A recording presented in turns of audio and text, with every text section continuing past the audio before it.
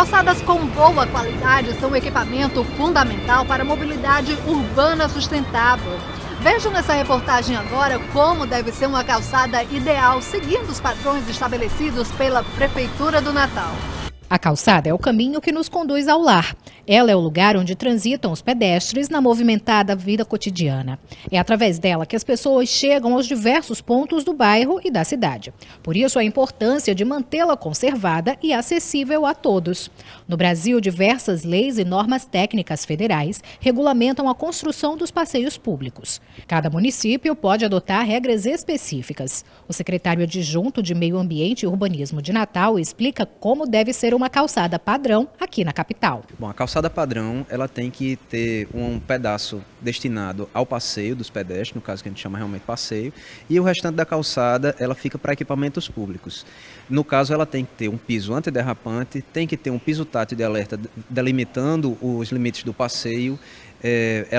O piso não pode ser trepidante para evitar que uma cadeira de rodas, por exemplo, passe em situação de insegurança, certo? E de uma maneira geral, ela tem que estar interligada às calçadas adjacentes para que você tenha continuidade no caminhar. A regulamentação das calçadas e acessibilidade em Natal estão no Código de Obras do município. Entre as informações sobre a padronização, o código prevê diferenças para lotes de esquina e os demais espaços. O lote do meio de quadra e o lote de esquina, eles têm duas diferenças fundamentais. O lote de meio de quadra, a princípio, ele não é obrigado a deixar a guia rebaixada para travessia de pedestre. O lote de esquina, sim. Ele tem, a princípio, a obrigação de deixar nas duas faces da esquina 2 guias rebaixadas para facilitar a travessia da rua. Mas isso é avaliado caso a caso, dentro daqui da CEMURB e da STTU, quando é o caso. A instalação de lixeiras ou outros itens particulares é proibida. Já o mobiliário urbano instalado nas calçadas, como postes e placas de sinalização, devem seguir a norma municipal. Equipamentos em calçada, eles necessariamente são equipamentos públicos, têm que ser licenciados, mesmo aqueles de toponímia, né, que dão os nomes das vias, alguma propaganda. A princípio, lixeiras não são permitidas, assim, equipamentos particulares não são permitidos na instalação na calçada. O pedaço da calçada destinado a esses equipamentos são equipamentos de sistema viário, com paradas de ônibus, são as placas de sinalização, alguma propaganda institucional. Então, assim, é prévio o licenciamento, a autorização da instalação desses equipamentos nas calçadas. Por exemplo, tem alturas mínimas para você colocar as placas, para evitar que as pessoas batam a cabeça. Própria vegetação, quando você coloca na calçada, né, árvores, por exemplo.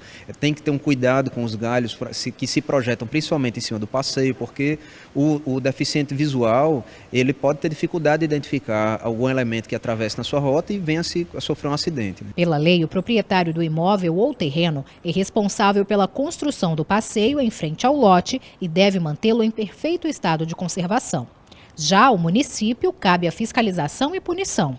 As penalidades prevêem multa, demolição e, em casos extremos, a interdição do imóvel. Mas o secretário fala que nem sempre é fácil aplicar a lei. Existe fiscalização, existe previsão de punição.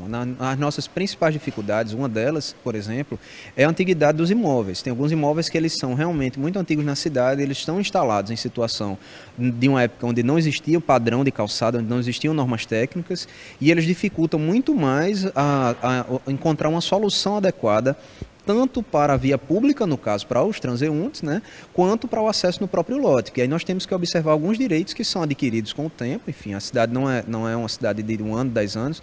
Ela não teve, na sua totalidade, planejamento, ela foi crescendo ao longo do tempo. E, enfim, as normas foram aparecendo e, às vezes, torna difícil a adequação de alguns imóveis. Por isso que se demora um pouco mais nos processos de fiscalização, porque a gente tem que ouvir todas as partes para chegar num meio termo.